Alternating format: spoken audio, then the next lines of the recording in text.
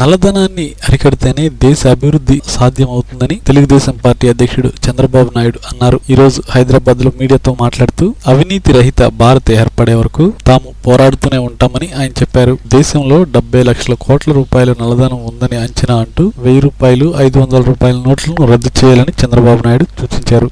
UPA 4 years ఎక్కడ చూసినా అవినీతి కుంభకోణాలమయం, రాష్ట్రం దేశం పూర్తిగా అవినీతిమయం చేశారు తప్ప వీళ్ళు చేసిన అభివృద్ధి మాత్రం ఏం లేదు. మొత్తం ఎక్కడికక్కడ అడ్మినిస్ట్రేషన్ పరిపాలన స్తంభించిపోయే పరిస్థితి వచ్చింది.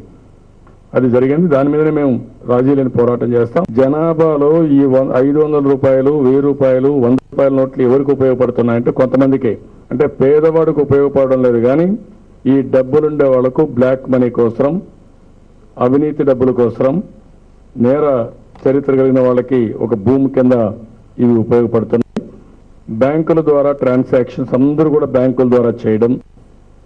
రెండోది, హై డినామినేషన్స్ ఏవైతే ఉన్నాయో 1000-500 రూపాయలు రద్దు చేసి మిగిలిన చిన్న చిన్న నోట్లు చిల్లర ఎక్స్పెండిచర్కు, నియర్ బై చిన్న చిన్న పనులకు ఆ డబ్బులు ఉపయోగించే పరిస్థితి వచ్చి రెండు కానీ ఇంకొన్ని నిబంధనలు పెట్టి కంట్రోల్ చేస్తే అవినీతిని మనం అనుకున్నట్టు అక్రమార్జన చాలా కంట్రోల్ అయిపోతుంది.